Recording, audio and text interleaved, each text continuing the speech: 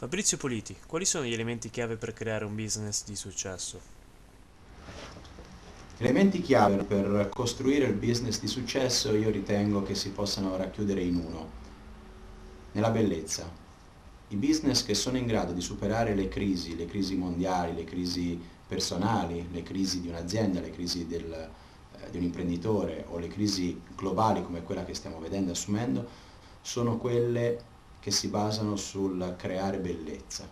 Bellezza in senso lato, quindi un qualcosa che non è certamente soltanto un risultato economico, ma è un'innovazione, è un sogno nella trasformazione di un qualcosa di bello, qualcosa di artistico, qualcosa che non sia soltanto per il bene proprio dell'imprenditore o dell'impresa, ma che porti vantaggio e progresso anche per gli altri, quindi della tecnologia, quindi un nuovo stile di architettura, un'innovazione qualitativa in un determinato mercato, in un determinato processo. Guardate quello che ha fatto Steve Jobs, ha reso bello un qualcosa che non lo era.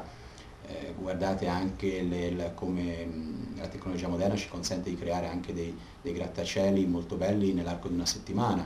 Quindi tutto ciò che fa parte e contribuisce ad un grande disegno e quindi che non riguarda soltanto l'impresa e l'imprenditore, ma un qualcosa che contribuisce a un più grande disegno dell'acquario nel quale viviamo, sicuramente ha una tale motivazione che va oltre le crisi, perché l'impresa e l'imprenditore sono pronti per realizzare questo grande disegno anche andare oltre le crisi. Chi sono i tuoi mentori e come ti hanno aiutato nella tua crescita personale? Un consiglio riguardo a questa domanda, chi sono i miei mentori che ho da dare a tutti, mi sento sicuro di dirvi di trovare il vostro mentore dentro di voi, di ricercarlo negli anni, nel lavoro e attraverso i consigli di persone di successo al vostro interno. Il nostro mentore è dentro di noi. È dentro di noi e va fatto crescere, va scoperto e va anche alimentato.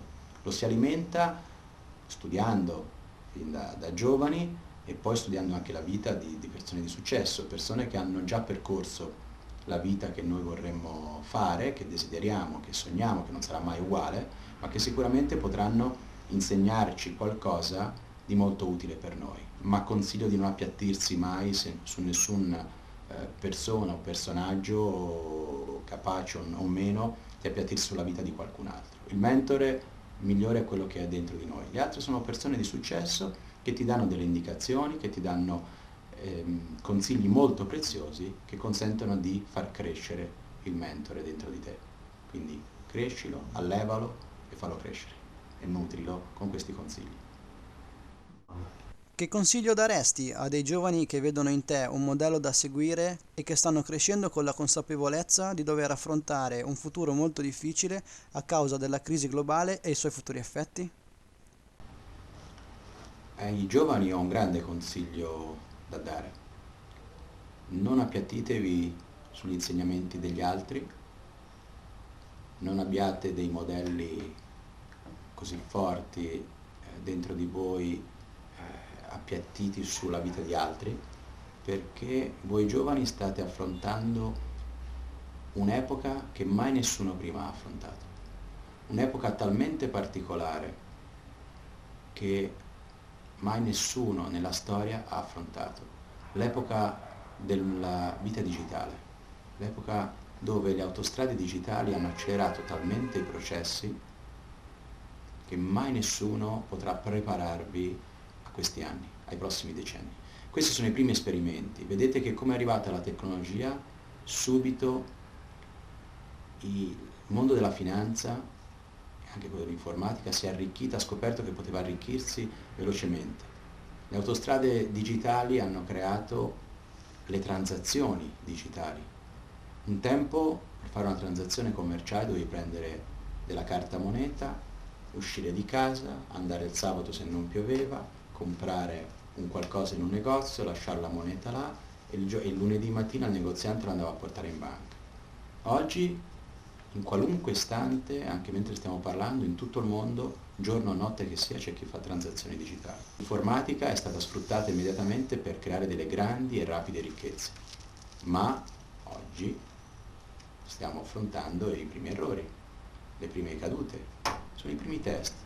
Sono convinto che tra 60 anni ricorderanno la nostra epoca come i primi che hanno fatto i primi esperienze e i primi passi con la velocità della tecnologia. È come i primi treni ad alta velocità, i primi treni, le prime auto, i primi aerei. Noi siamo, gli argonauti, siamo i primi a provare questa velocità. Ed ecco perché questa crisi planetaria, perché abbiamo provato, abbiamo visto subito il lato positivo, ma non ci eravamo accorti che quella velocità porta anche più velocemente, in maniera più grande, anche i problemi. Quindi sono nate le più grandi e rapide ricchezze, da Zuckerberg a Bill Gates, ma sono nate anche le più veloci, le più rapide, le più grandi crisi. Un tempo, se andate a vedere le ultime 6 crisi mondiali, sono avvenute negli ultimi 100 anni, ma le ultime 3 negli ultimi 100 mesi. Sono i primi esperimenti, verremo ricordati per questo. I bambini di 6 anni sono più intelligenti di un bambino di 12 della mia generazione, non di quella di mio nonno. Quindi stiamo per affrontare un mondo che nessuno di noi ha mai conosciuto e mai nessuno vi potrà preparare. Potrete soltanto cogliere delle indicazioni dalla Bibbia di 4.000 anni fa, ai greci, a Platone, ai mentori come li avete chiamati voi e ad altre esperienze, ma potrete soltanto prendere l'essenza. Nessuno vi potrà spiegare come affrontare questa velocità, perché mai nessun uomo l'ha affrontata. Quindi vi aspetta un momento molto duro e starà a voi riportare il mondo e la storia del mondo sui binari giusti, perché noi in questa fase siamo usciti dai binari, abbiamo fatto i primi tentativi. Quando voi tra 20 anni vedrete un mondo più stabile e vi ricorderete questa epoca come i primi passi su queste autostrade digitali, quindi sta a voi correggere, ma non avete esempi di successo in questo caso, perché c'è una tale velocità, non esiste esempio nella storia dell'uomo. Quindi ai giovani che cosa posso dirgli? Preparatevi, avete una grande responsabilità, quella di riportare la storia dell'uomo sui binari e affrontare una competitività incredibile. Ciò che è una persona brava oggi è una persona pessima, una persona scarsa, non pessima ma scarsa, una persona ottima, oggi è buona e basta. Conosco ottimi imprenditori che hanno perso tutto dopo 20 anni, conosco ottimi manager che non trovano lavoro, ottime aziende che hanno chiuso, quindi oggi ottimo è nulla, perché è talmente veloce tutto, è talmente grande la competitività che schiaccia che ciò che è ottimo non vi può insegnare nulla perché è stato spazzato via. Quindi oggi posso soltanto dirvi, preparatevi a questa velocità, studiatela, be smart, siate più furbi di tutti gli altri, ma più furbi significa più furbi di tutti noi. Non basta, la nostra intelligenza ci ha portato dove siamo oggi. Io dico sempre, quando leggo le notizie della NASA, tempo fa leggevo, stava facendo un investimento, dico, penso che la domanda in questo momento non sia se c'è un'altra intelligenza nell'universo, ma che figura di merda che faremmo se arrivassero gli alieni proprio in questo momento. Questo sarebbe, cosa gli raccontiamo? Guardate cosa abbiamo fatto. Queste sono le prime esperienze. Sta a voi diventare più intelligenti di noi, senza modelli, senza esempio, e rimettere l'evoluzione umana sui giusti binari, perché la tecnologia, il digitale può fare grandi cose, può migliorare la vita, può evolvere ed elevare la società, ma va rimessa con forza sui binari. Io ritengo che il digitale sia una barriera, che il web sia una barriera digitale che consente di elevare la condizione umana, e lo è. Però va rimessa sui binari e non sarà facile, sono i primi esperimenti. Quindi aspetta grande competitività, grande intelligenza e velocità nel pensare. Questo dico ai giovani. Auguri quindi. Hai parlato di ottimi imprenditori, ottimi manager che hanno perso proprio la propria azienda oppure piuttosto che il proprio posto di lavoro. Qual è un tuo consiglio? Che cosa hai da dire a queste persone? Quando parlo con amici che hanno avuto questa situazione, è accaduto anche a me un percorso difficile, mi viene in mente sempre una storia, un'antica storia che ho imparato in Israele. Si parla di un antico saggio, cabalista, che era a passeggio su una carrozza insieme ai suoi studenti. Questo antico saggio era il più famoso della sua epoca, della sua generazione, ed era con i suoi studenti. Questo antico saggio era famoso per essere magro, magro, magro, magro e non mangiare quasi nulla se non poche briciole di pane. A un certo punto, a fine serata, durante Shabbat, quindi venerdì sera, erano molto stanchi, stavano attraversando la foresta, il bosco, e vedono una piccola casetta.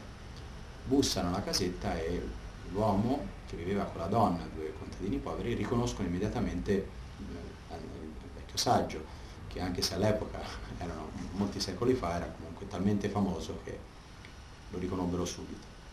Mentre preparava, gli chiese di preparare la cena e la tavola per tutti loro, erano onorati e felici, quindi l'uomo chiama la moglie e dice: ma lei, proprio lei in casa nostra, questo è un onore. Quindi chiama la moglie e dice: ma abbiamo poco, siamo poveri, tutto quello che abbiamo, la nostra cena, diamola al maestro e ai suoi allievi. Durante la cena, mentre cucinavano, il vecchio saggio passa del tempo con i signori e quindi impara a conoscerli. A un certo punto si mettono a tavola e viene portata la cena. Dopo che gli allievi hanno mangiato, comincia a mangiare il maestro. Il maestro mangia tutto quello che era rimasto. Gli allievi lo guardano: ma come, non mangia mai? Questi sono anche poveri, non è da lui. Finisce di mangiare e dice: ho ancora fame. Allora il marito va dalla moglie e gli fa: ma come, ti avevo detto di fare di più, ma non abbiamo nulla, siamo poveri, fai di più, prendi le riserve dell'inverno. Ma come, noi come faremo quest'inverno? Non importa, per il maestro facciamo. Vanno a prendere le riserve del maestro e gliele servono. E il maestro mangia tutto e poi dice: ho fame, ho ancora fame, portatemi da mangiare. Allora torna dalla moglie: dove andiamo? Vanno a prendere le ultime cose rimaste, il maestro non è sazio e chiede ancora da mangiare. Gli allievi sono allibiti. A un certo punto dicono: maestro, l'unica cosa che ci rimane è la mucca, ma è quella che ci dà sostentamento, ci dà il latte, lo diamo ai vicini e ci manteniamo. Voglio la mucca, io amo la mucca. E quindi decidono di ammazzare la mucca. La moglie fa: ma come, la nostra mucca, come faremo? Non importa, per il vecchio saggio lo facciamo. E allora uccidono la mucca e dopo un'ora la portano in tavola e il maestro inizia a mangiare la mucca e dopo un po' dice: io sono sazio, andiamo a dormire.